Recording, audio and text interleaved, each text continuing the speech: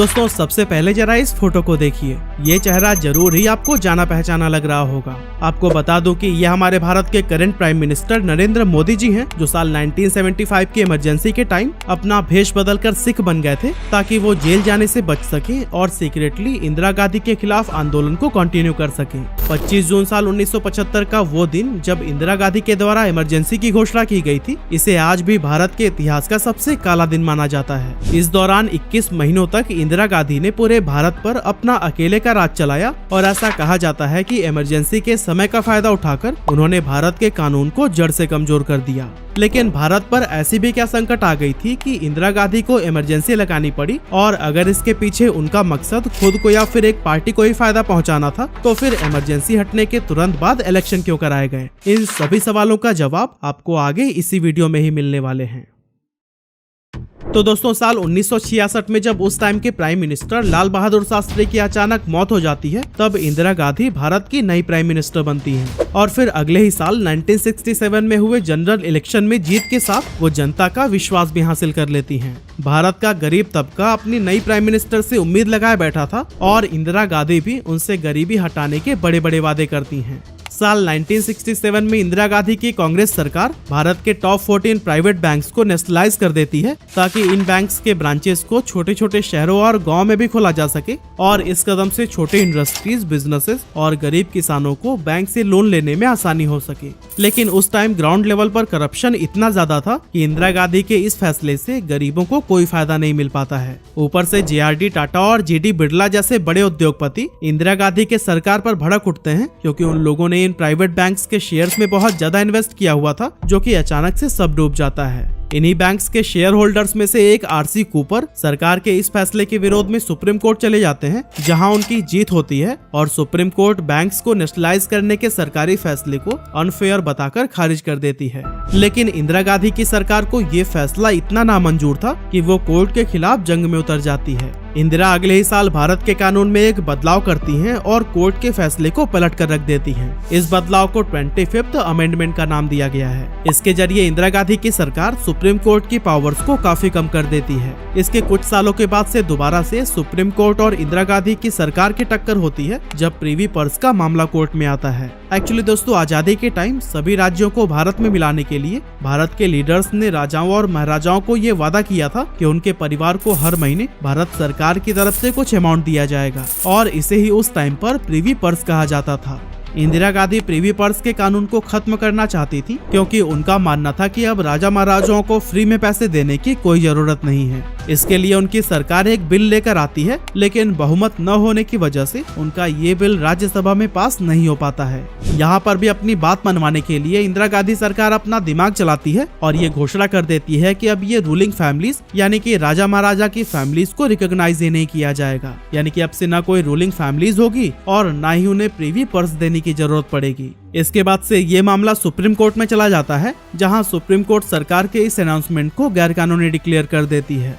लेकिन पिछली बार की तरह ही इस बार भी इंदिरा गांधी की सरकार चुप नहीं बैठती और फिर 1971 में भारत के कानून में 26th अमेंडमेंट किया जाता है, जिसके जरिए प्रिवी पर्स को हटाकर सुप्रीम कोर्ट के फैसले को रिवर्स कर दिया जाता है। इसी साल देश में एक बार फिर से इलेक्शन होते हैं और इंदिरा गांधी पूर्ण बहुमत के साथ सरकार बनाती हैं।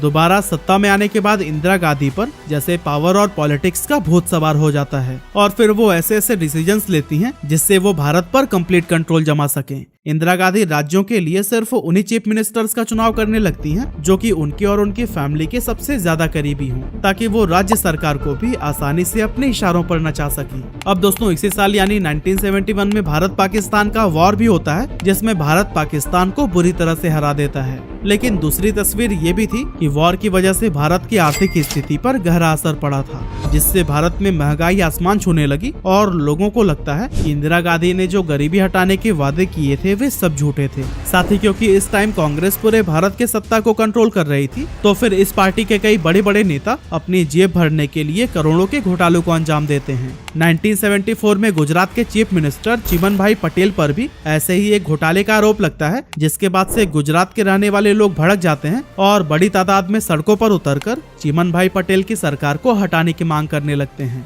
समय रहते मांग पूरी न की जाने पर यह आंदोलन इतना ज्यादा बढ़ जाता है कि आंदोलन के नाम पर बसेस जलाना, शॉप्स को लूटना और पुलिस पर हमला करने जैसे बहुत सारे अनएथिकल काम होने लगते हैं। हिंसा से भरे इस आंदोलन को नवनिर्माण आंदोलन का नाम दिया गया था, जिसके बाद से at the end Indira Gandhi के पास कोई ऑप्शन नहीं बचता और वो गुजरात के कांग्रेस की सरकार को गिरा देती हैं। इसी दौरान देश के दूसरे कोने बिहार में भी करप्शन काफी ज्यादा बढ़ चुका था और फिर ऐसे में जब बिहार के लोग ये देखते हैं कि गुजरात में हुए आंदोलन की वजह से वहाँ कांग्रेस की सरकार को भंग कर दिया गया है, तो फिर अब बिहार के लोगों की हिम्मत काफी ज्यादा बढ़ जाती है और फिर 1974 में ही बिहार के स्टूडेंट्स के द्वारा एक नॉन वायलेंट प्रोटेस्ट की शुरुआत होती है, जिसे लीड करते हैं जेपी नारायण और इस मोमेंट को जेपी मोमेंट का नाम दिया गया था। इसमें प्रोटेस्टर्स की मांग ये होती है कि बिहार में भी कांग्रेस की सरकार को डिसॉल्व कर दिया जाए। वहीं दूसरी तरफ इसके एक साल पहले यानी कि 1973 में पूरी दुनिया में आए भयानक ऑयल क्राइसिस की वजह से 1974 आते आते क्रूड ऑयल की कीमत 300% तक बढ़ जाती है, जिससे भारत की जनता काफी ज्यादा परेशान हो जाती है। और फिर इसी साल जॉर्ज फर्नांडिस नाम के एक अपोजिशन लीडर रेलवे वर्कर्स के साथ मिलकर 3 दिन की रेलवे स्ट्राइक करवाते हैं ताकि रेलवे वर्कर्स को बेटर वर्किंग एनवायरनमेंट और बेटर सैलरी दी जाए। इस प्रोटेस्ट में 17 लाख रेलवे वर्कर्स हिस्सा लेते हैं, जिससे यह रेलवे स्ट्राइक दुनिया का सबसे बड़ा इंडस्ट्रियल स्ट्राइक बन जाता है। लेकिन इंदिरा गांधी की सरकार न तो बिहार में कुछ कदम उठाती है, न तेल की बढ़ती कीमतों पर ध्यान देती है और यहाँ तक कि रेलवे वर्कर्स की भी मांग को अनसुना कर दिया जाता है। इंदिरा गांधी को ये डर था कि अगर वो ऐसे ही हर राज्य और हर तबके की मांग को मानती रही तो फिर देश से कांग्रेस का नामो निशान मिट जाएगा और वो अपनी गद्दी खो बैठेंगी।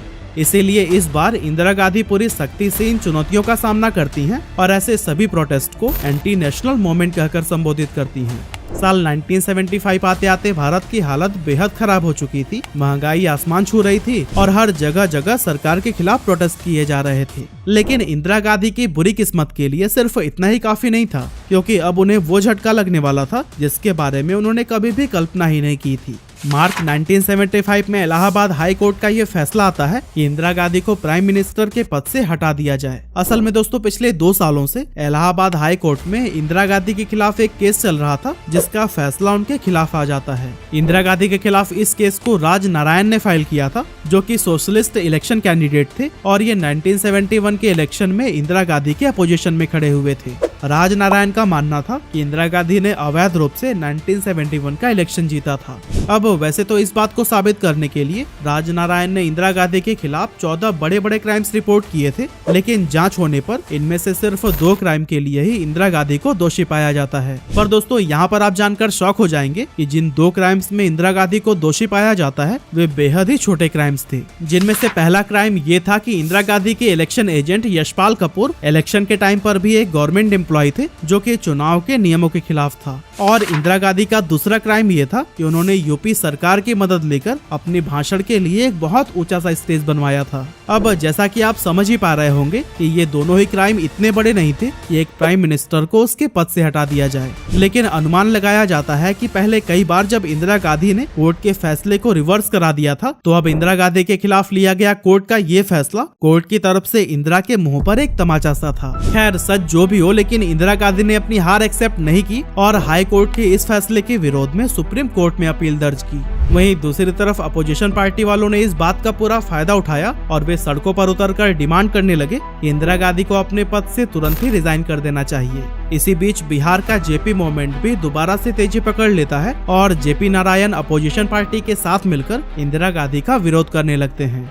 अब दोस्तों ये सब चल ही रहा होता है कि इसी बीच 24 जून 1975 को सुप्रीम कोर्ट में इंदिरा गांधी के केस की सुनवाई होती है, जिसमें सुप्रीम कोर्ट ये फैसला करती है कि इंदिरा गांधी अगले 6 सालों तक इलेक्शन में खड़ी नहीं हो सकती, लेकिन कोर्ट की अगली सुनवाई तक इंदिरा गांधी प्रधानमंत्री बनी रहेंगी। इस जजमेंट को सुनते ही अपोजिशन पार्टी के लोग भड़क उठते हैं और फिर वे और जोर शोर से प्रोटेस्ट करने लगते हैं। वहीं दूसरी तरफ जेपी नारायण स्टूडेंट्स को भी प्रोटेस्ट करने के लिए भड़काते हैं और उन्हें पुलिस की बात न सुनने की भी हिदायत दी जाती है। यानी कि देखा जाए तो एक तरह से भारत के लाखों लोग अपने अपने पॉलिटिकल लीडर्स की बात मानकर इंदिरा गांधी के विरोध में उठ खड़े हो जाते हैं। अपनी गद्दी जाते हुए देखकर बिना किसी देरी के इंदिरा गांधी भारतीय कानून के आर्टिकल 352 में लिखे एक लाइन का इस्तेमाल करते हुए पूरे भारत में इमरजेंसी लगा देती हैं। एक्चुअली दोस्तों भारतीय कानून के आर्टिकल 352 में ये लिखा था कि भारत के राष्ट्रपति भारत में उस वक्त इमरजेंसी घोषित कर सकते हैं जब भारत की सुरक्षा को वॉर, एक्सटर्नल एग्रेशन और इंटरनल डिस्टर्बेंस से खतरा हो।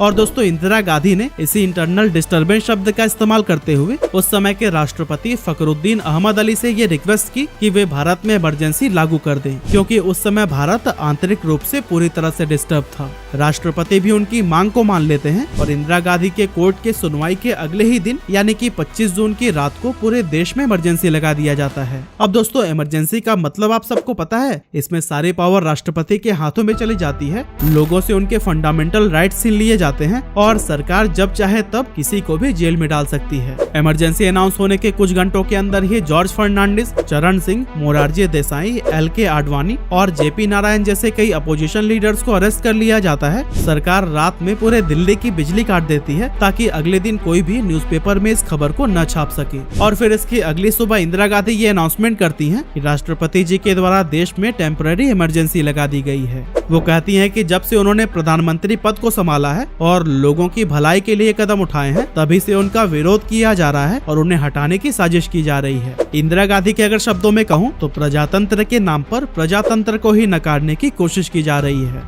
दोस्तों इसके बाद आने वाले 21 महीनों में भारत के लोगों के साथ जो कुछ भी होता है उसे आज भी भुला पाना नामुमकिन है। लोगों से उनके मूलभूत अधिकार छीनने के साथ साथ 1 लाख से भी ज्यादा लोगों को ओवरक्राउडेड जेल में ठूस दिया जाता है, जिनमें पॉलिटिकल लोगों के साथ साथ क्रिमिनल्स और इलीगल काम करने वाले लोग भी शामिल होते हैं। इसे देखते हुए कई सारे एक्टिविस्ट और पॉलिटिकल लीडर्स अंडरग्राउंड हो जाते हैं। कुछ नरेंद्र मोदी जी की तरह सिख का वेश धारण कर लेते हैं। RSS जैसे ऑर्गेनाइजेशंस को बैन कर दिया जाता है और फिर आने वाले इलेक्शंस को डिले करा दिया जाता है। इसके साथ ही जो भी कांग्रेस लीडर्स इमरजेंसी और इंदिरा गांधी के विरोध में बात करते हैं, उन्हें भी कांग्रेस पार्टी से रिजाइन करवाकर अरेस्ट कर लिया जाता है। इसी वजह से चारों तरफ इंदिरा गांधी का डर सा फैल जाता है और अब कोई भी उनके खिलाफ बोलने की हिम्मत नहीं करता है। ऐसे में कुछ लोगों को इमरजेंसी बहुत पसंद भी आती है, क्योंकि इंदिरा गांधी के द्वारा इतनी सख्ती से कदम उठाए जाने की वजह से सभी सरकारी कर्मचारी जेल जाने के डर से ठीक से काम करने लगते हैं। भारत में करप्शन काफी कम होने लगता है। ऊपर से ज्यादातर क्रिमिनल्स को इंदिरा गांधी ने पहले ही अरेस्ट करवा दिया था, जिससे क्राइम रेट्स भी काफी कम हो जाते हैं।